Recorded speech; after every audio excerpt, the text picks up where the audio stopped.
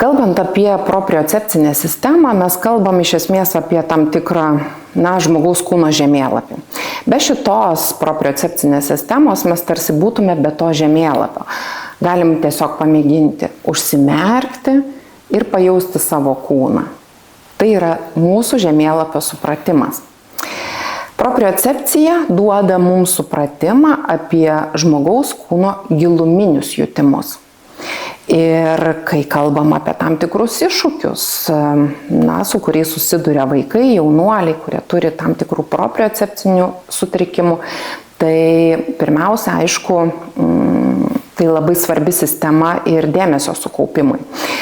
Tai simptomai šios sistemos sutrikimų gali būti, tai tarkim, tam tikri atsitrenkinėjimai į daiktus, tarkim, eina kambaryje ir atrodytų, kad nemato, kad yra stalas, ar ne, ir vis užkliūna kažkur. Durų staktą, atrodo, kad durys plačios, bet vis tiek yra tarsi sunku įtaikyti, ar ne. Gali irgi būti atsitrenkimų į kitus žmonės, gali inicijuoti tai. Taipogi, kiti tokie simptomai, tai būtent gali būti kūno suglebimas, labai sunku ilgai sėdėti vienoje vietoje arba tiesiog keičiasi kūno padėtis, norėtų tarsi prigulti.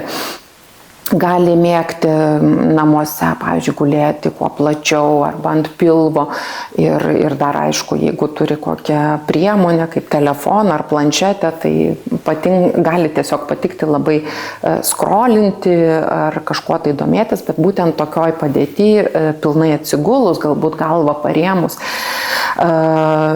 tiesiog į grindis. Taipogi gali būti taip, kad pasireiškia ir kiti tokie simptomai, tai tarkim garsus kalbėjimas, pieštuko perspaudimas ir tai labiau susiję būtent su tais giluminiais jutimais, kada vaikas, jaunuolis negali kontroliuoti savo jėgos to pojūčio.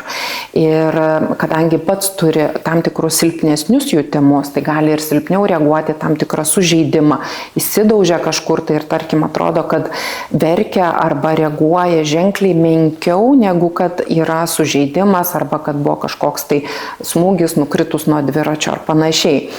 Taipogi atrodytų iš išorės tarsi kaip lėtesnis, vangesnis vaikas ir tokius tam tikrus išorės elgesio požymius galim pastebėti.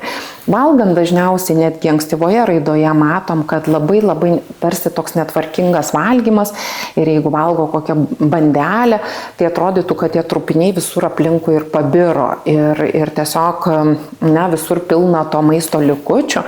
Tai yra dažniausiai dėl to, kad būtent yra sunkumai giluminių pajautimų ir akių rankų sujungimo. Tai yra, kuomet mums reikia ar tai šaukštą pridėti prie burnos, arba, pavyzdžiui, puodelį prie burnos. Visą tai mes darom nesąmoningai ir dėl to, kad mūsų sensorinės sistemos veikia ir integruoja šitos impulsus teisingai, mes tai galim padaryti. Net užsimerkę galim paimti puodelį vandens ir atsigerti. Vaikai, jaunuoliai, kuriems pasireiškia šitą problemą, šito negali ir jiems dar daugiau reikia jungti regą, kad teisingai pakelti tą puodelį prie lūpų.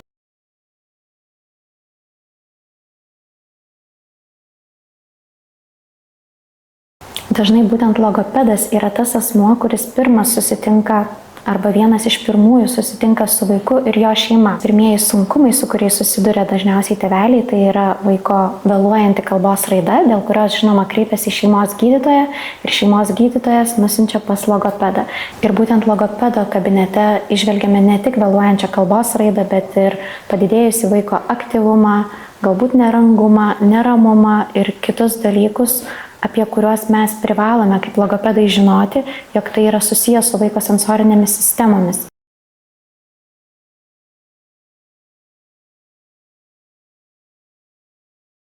Kaip tėvams padėti, ar ne, turintiems vaiką su elgesio emocijų sunkumais, tai pirmiausia labai padeda edukacija.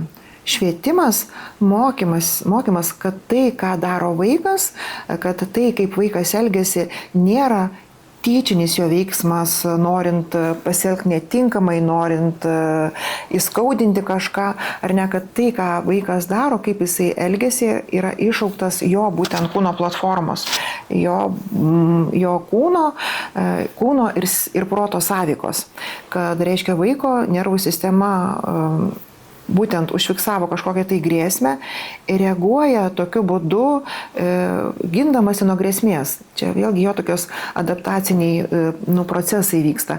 Tai kas labai padeda tėvams, tai žinojimas visų pirma. Man tai labai padeda, kad tai netyčia nei mane nukreipta.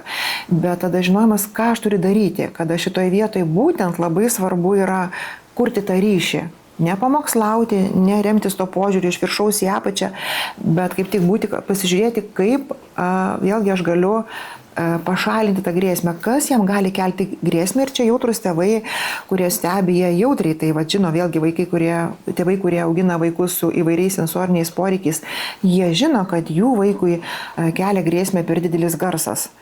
Bet vienaip ar kitaip, kas tai bebūtų, tai ką tada ką tėvams patiriam? Nusiraminti, būti kaip tik pastiprinti tą ryšį, suprantant, kad kuo labiau tą grėsmę vaikas jaučia, tuo labiau jam reikia to tokio ramaus suaugusiojo, kuris gali jį nuraminti, kuris jam teikia žinią apie tai, kad vėlgi, aš esu šalia, viskas bus gerai, mes nurimsim ar nesuprantu tavo tuos, vėlgi, suprantu tavo jausmus, suprantu tavo nerimą.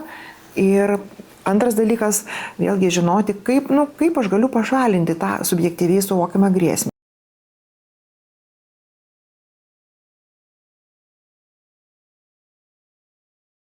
Lina, šiandien dienai, kaip galbūt atrodo elgesys, emocijos, dabar taip žiūrint ir lyginant nuo to laikotarpio, kai jam buvo apie 2 metus ir dabar, kokie galbūt elgesio, emocijų dalykai dar neramina jūs? Yra tokių,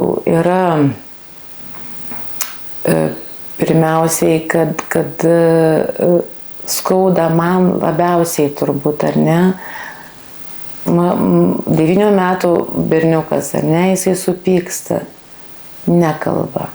Ir tu nežinai, kodėl jam užėjo pyktis. Ar dėl to, kad jam skauda, ar dėl to, kad jis kažkaip negauna nusiraminimo savo pertekliuje, ar ne? Va čia mes dabar lankom delfinų terapiją. Iškeliamos visos emocijos yra, jisai verkia parėjęs namo ir tu nesupranti.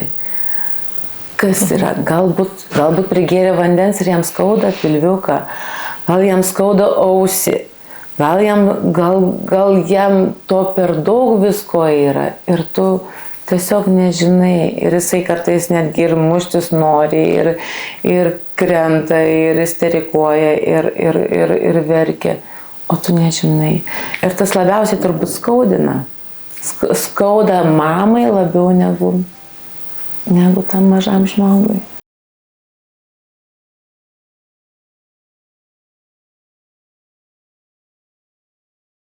Jeigu mes pastebėm, kad 7 mėnesį, būtent 7 mėnesio pabaigoje, jis sąmoningai neapsiverčia nuo nugaros ant pilvo.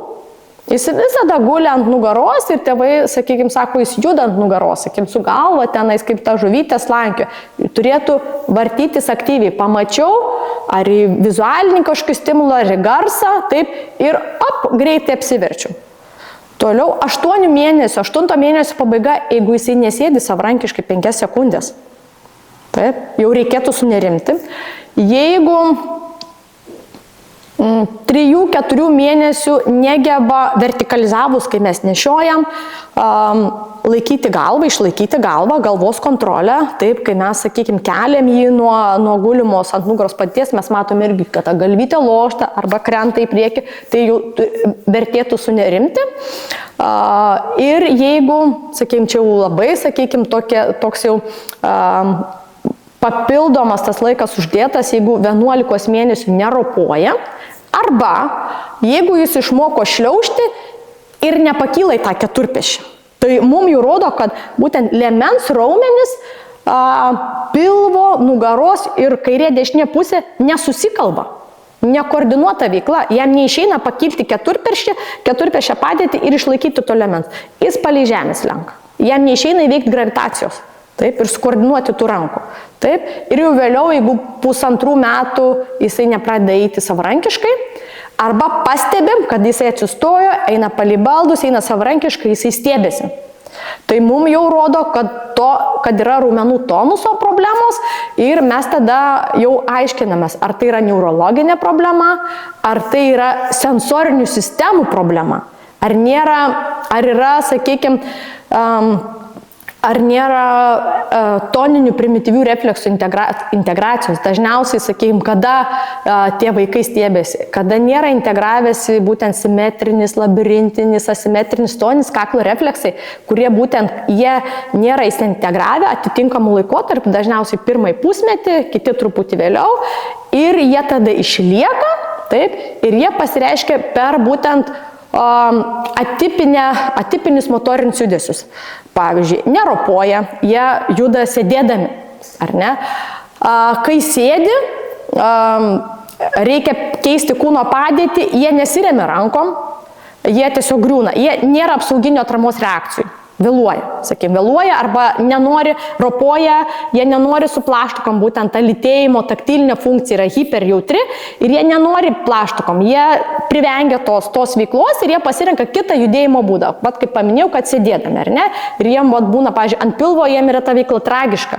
Jie išsidirgina, jiem yra trigeris, sakykime, kas būna, dažniausiai eina, sakykime, kinesterapiją, jie būna frustracijų, verkia, bando juos ten mokyti, ropoti, ten ant kamulio, ant volo, praverkia visą tą laiką, bet jeigu mes truputį plačiau pažiūrėtumėm, kodėl jam neišeina, ne dėl, sakykime, fizinės tos būklės sutrikimo, kad, sakykime, raumenų tonusas, su hipotonija ir su, sakykime, su padidintu tonusu gali vaikai ropoja, jeigu viskas yra su sensorinė sistema gerai. Bet tada mes pamatom, kad būtent taktilinis hiperjautrumas ištrigerina jį keturpėsčiai padėtį. Jis nenori liesti, sakykime, prie minkštų baldų, sakykime. Jam nepatinka gal tekstūra baldinės plokštės. Ant žemės gal yra paklotas kilimas arba tas pats laminatas, linoleumas. Jam yra dirgiklis ir jisai užtat privengia tos. Taip. Kitam išeina, sakykime, kaip tik sako, jisai vartosi ir guli ant pilvo tik lovoj. Ant žemės paguldau, kurio kieta, nedaro nieko, sustingsta. Tai vat mums jau rodo, kad būtent ta propriocepcinė sistema, vestibulinė sistema neveikia taip, kaip turėtų veikti. Vyresniam amžiui, sakykime, ankstyvajam iki mokykliniam amžiui, ką mes galim pastebėti, tai yra sunkumai gaudant, metant kamuolį. Jis nesukoordinuoja tų rankų. Jis užkliūna už durų staktos, užkliūna už staliuko, už kėdės, atsėdė ant kėdės, pasuko galvą, blump nukrito. Tai mums jau rodo, kad sensorinė sistema irgi neveikia taip, kaip reikia.